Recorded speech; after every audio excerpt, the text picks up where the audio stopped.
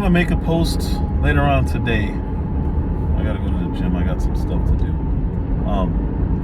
There was another mass shooting, another mass murder. Guy shot a whole bunch of people. I think they said he killed 10 or 11 black people. And then there was like 3 or 4 other races, but I guess they don't matter because they're not black. I don't understand why we keep falling for this. These are murders. These are dead people. These are dead bodies that the media uses for politics. Because that's what this is. This isn't about race. This isn't even about dead bodies. This is about politics. I've warned everyone, every 2 years this happens. We have not had a shooting like this that was attributed to race since the last election, since 2020. Why? I'm not saying that the people aren't shooting people. I'm saying it's not reported, and then when it is done, it's not reported in this way. The Christmas parade guy who drove through it was a Christmas parade. A guy drove through it and ran over a bunch of people, killed a few people, was a black nationalist. They did not report that he was a black nationalist until like a week afterward. This kid, immediately, on every news network, every news outlet is reported as a white supremacist. They already got his manifesto. Again, the dude who drove through that parade, he had all kinds of lies. He would go live and do black nationalist rants, anti-white people rants, anti-everything rants. But it wasn't covered because he was black. But he's a murderer. Just like that white kid's a murderer. Why is it treated differently? And I hate seeing on my timeline black people say, oh, if he were black, he'd be shot. The guy who drove through the parade wasn't shot. He wasn't killed. He was put in the back seat like everybody else. The ones who get killed are trying to kill. Police. It's crazy that we fall for this every 2 years. I even made a video saying, hey, it's election time. About to start here, getting some black shootings. Police are going to start killing black people again. Not that they haven't stopped. If it happens, it happens, but it doesn't get reported on because there's no gain from reporting on it, unless it's an election cycle and they can say, oh my God, look at these evil Republicans are doing, or just straight white bashing and say, oh my God, look at these racist white people, they're everywhere. Number one terrorist organization is white supremacy. The guy who did the shooting and explosion in the New York City subway was black. He was a black nationalist. He was so racist, he was racist against black people because black people didn't understand racism from white people. It wasn't reported in that way until a few days after he was caught. They knew who he was. He was on camera all over. He had to surrender. He called the police on himself. Why wasn't that reported as a racist killing? A racist mass shooting? He shot off 30 rounds, I think.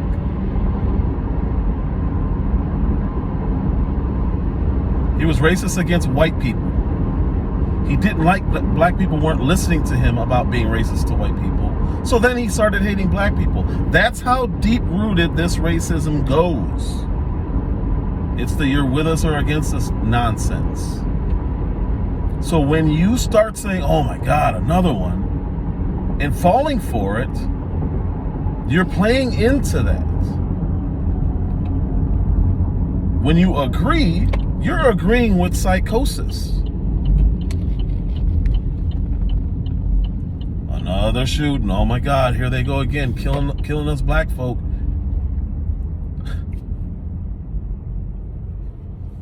This is like This is like 5th grade mentality. I just don't understand how it works. I don't understand how it works. I really don't. Because you shouldn't fall for it over and over and over and over again and never see results. There's 3 things they want. They want to get rid of who they consider to be evil, which would be the right wing, which would be, in most cases, Republicans. Fine, whatever. They want to keep us divided so that they can promote their issues. Whatever the issues are. The biggest one, there's 2 of them. Free speech, First Amendment. And then the amendment that protects free speech is Second Amendment. Guns. They don't like free speech because they now consider words violence. So we can't have that. You call somebody fat, oh my God, he's being violent. He's bullying, he's being violent. We need to take him, deplatform. This is just what they do. And it's not just fat shaming or whatever. It's whatever they don't like to hear. It can change tomorrow, and it usually does. On a week-to-week basis, there's new words you can't say anymore. And if you say them, they have control over you. Because now, hey, don't say that anymore. We're going to ban you. This is the attack on free speech. It's really simple. They make it complex so that we can't follow it, so that they can shut down people who they don't like based on a word that they use. Oh, Matito said this. We'll ban it next week, and then we'll go back and retroactively we'll send the woke mob after him retroactively, and then we can use that to get rid of them, deplatform, whatever. But the most important of those is the thing that protects everything, which is your guns, your right to bear arms. The founding fathers made that ironclad language. Shall not be infringed upon. Cool. You can't touch my guns. Sorry. There's nothing you can do about it. No matter how much violence you manufacture via words, no matter how much racism you try to fan the flames of, it ain't gonna help you take my guns. They don't know that. They don't know that. But that doesn't mean they're not gonna try. Because that's all they've been doing. That's all they've been doing this whole time. Shut up, listen to us, give us your guns, you don't need them. Well, you're exactly who I need them for.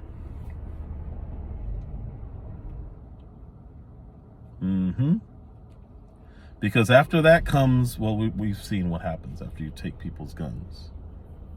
We've seen in Australia. We just saw it in Australia over the last year through COVID. We saw it through Canada all last year through COVID and this year. The government works for us. If they get out of control, we check that. And they can do nothing about it. But if any psycho gets in there, like a Trudeau or whoever the Prime Minister of Australia is, if they're allowed to take our guns like they did in Australia, it was nice. It was a great buyback in the early to mid 90s. Great buyback. Now they can do whatever they want to the citizens, and the citizens can do nothing but get run over in the streets by trucks. No defense. And people think America's crazy because we say, no, that's not happening. You're not taking our guns. But we just had those prime examples of why you can't do that. You can't relinquish certain things. You should be able to speak without getting run over by government officials, like literally run over by government officials and attacked by military or police. So you can't shut us up, and you can't take away our ability to protect ourselves, because you're not there. That's what this all boils down to. The The problem is they're using my skin color as a means to that, like they do everything.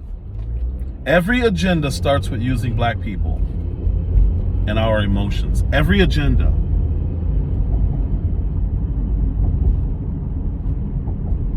Every single agenda.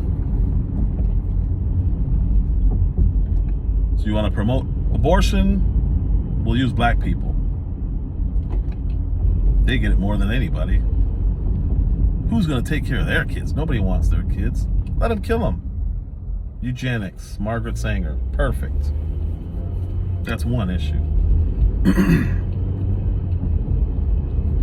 You want to bring in illegals to vote? Somehow we'll make it about black people being too stupid to get ID. Well, what about the poor coloreds? They don't know how to get ID. They don't know how. What did Joe Biden say? They don't know how to go to the library. They don't have library cards. It's so racist that they use racism to trigger us about racism.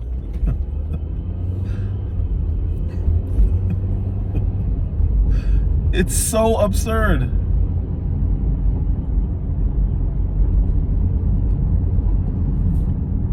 LGB. Those are really the only ones. Those are the only letters that I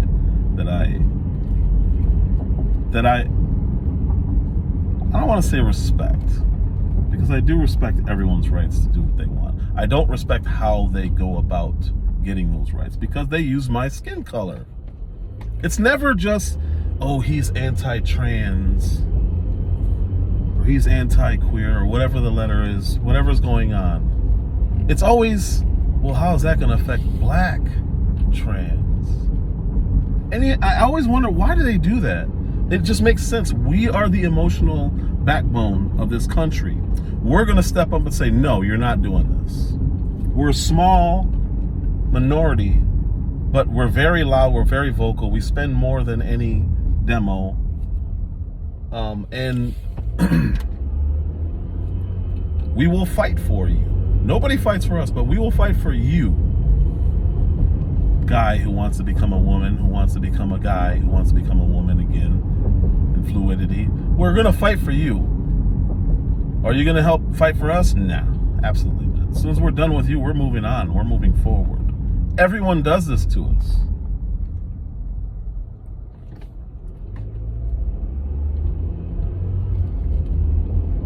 And they'll quote our civil rights leaders as if it somehow applies to them, as if skin color has anything to do with sexual preference or gender dysphoria. It has nothing to do with us. There are some of us within that community, fine. But that's not the same thing as saying, you know, this is the same thing as what black people went through in the 60s. How? It's not even related. What are you people talking about? But it's what they do, and we accept it. So now every time somebody gets killed, if they're black, that's a plus for them. If they're killed by a white person, it's news. If they're black, it's a plus for them. If they're killed by a black person, how can we spin this to talk about Republicans? How can we blame it on police after we defunded the police?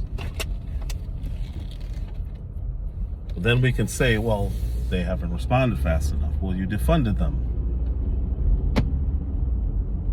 It's lose, lose, lose for everybody else, including black people. We don't win anything by them doing this. They're just glorifying our dead bodies. It's disgusting. I don't know how it works. I really seriously, I don't know how it works.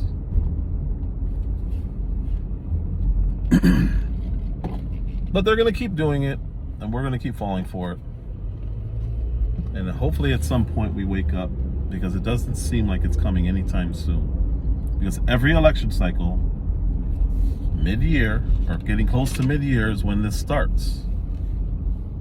The immediate headlines where white supremacist kills X amount of people, or racist mass shooting, Or a racist white supremacist mass shooting. They hit all the bullet points with that one. Ooh, we need your guns. He's a racist white person.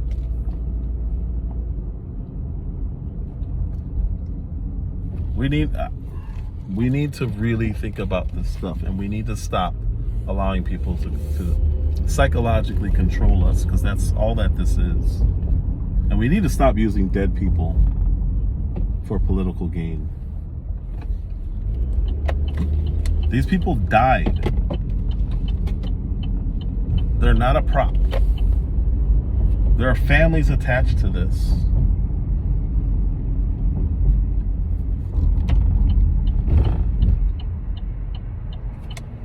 I posted a couple shootings in Chicago. One was at a high school. Where was the other one? The other one was just in the middle of the street. It was crazy. Guy just started spraying, and a little kid's running down the street trying to get away from the bullets. One person definitely died in that attack. He wasn't even supposed to be out of jail. He was out on like $1,000 bond, and he's right back out on the street shooting people. Like, that's not news outside of the city of Chicago. But it's also not blasted nationwide because he wasn't white. But the bodies dropping are still black. So I had a friend ask me, because I bring it all back to that $40 billion we sent to Ukraine.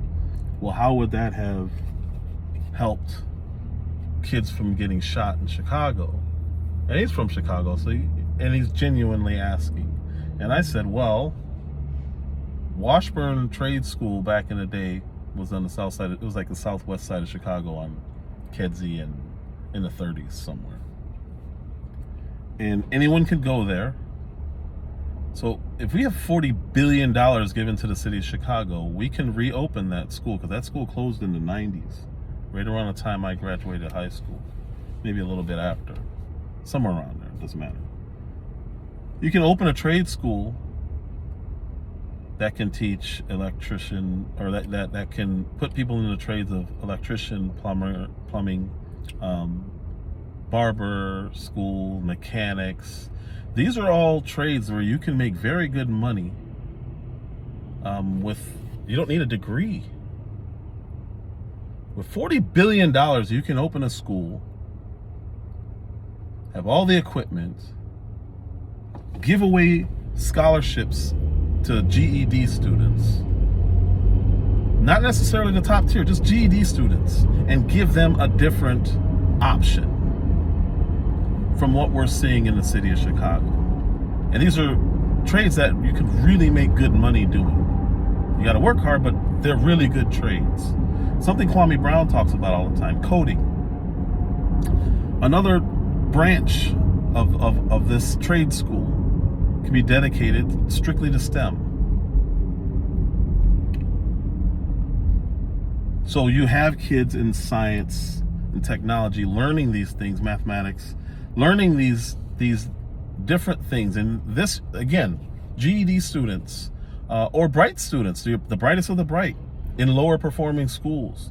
I was thinking of some of the lower performing schools like Gage Park, Kelly, Harper. There's just schools on the southwest side, and I'm only picking southwest because that's around where Washburn was. But it doesn't have to be there. It could be anywhere. It could be in not in West Inglewood, but regular Inglewood. It can be in these areas where the schools are horrible, but there are bright spots in those schools. There are bright kids who just don't have access to the education that other people do.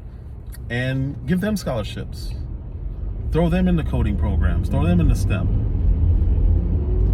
programs.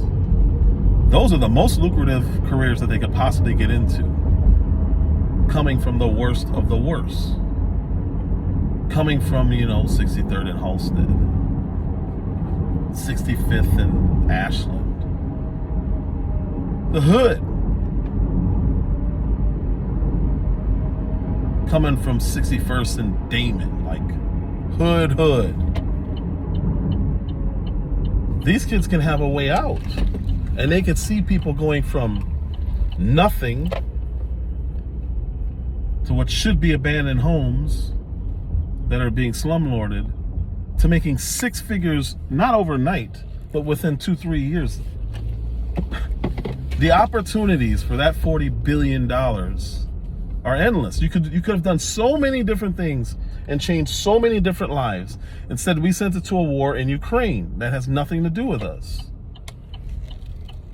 We have areas in this country that could benefit greatly from funding like that. We just don't provide the creativity in it's not even, honestly, it's not even creativity. It's basic economics into how we can improve this area of the United States of America. Instead, we're worried about the borders of another country that's in war, thousands and thousands of miles away. But we have kids in the inner city that could benefit from that. And instead of saying, well, we throw a lot of money into these communities, that's true. Where are we throwing it into? We're throwing it into schools that are already broken, that are run by unions, teachers' unions. They're not interested in the kids. They tried to stay shut after the pandemic, not because they were worried, but because they wanted to stay home. It was very clear what they were doing, because after all the science came out that it was safe to go back to work, they refused. So it had nothing to do with science. It had nothing to do with COVID. It had to do with squeezing more money out of the system, which tells me they don't care about the kids at all. That's one of the good things that came out of the pandemic, is we learned that the system is not, it's not about the kids. They don't care. Cool. How can we reallocate money? They wanted to defund police. How can we reallocate this money that we've been using that's clearly just going into a black pit? No one's seeing the results from it.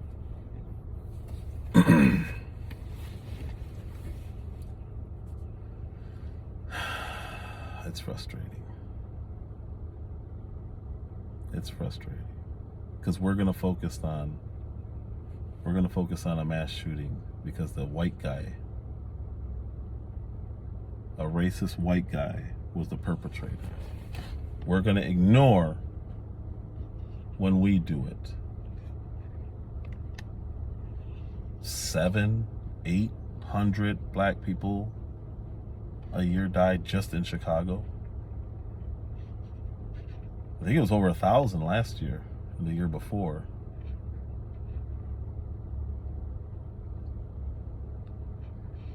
That's not important because we did it to ourselves. It's only important if a white guy does it. Black people killed by the police was around the same amount nationwide. Arguably, even if you wanted to say only half were aggressors or justified, that's still less than how many died in Chicago at the hands of each other. One city.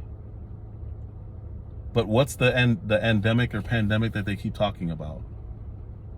Police. Nationwide,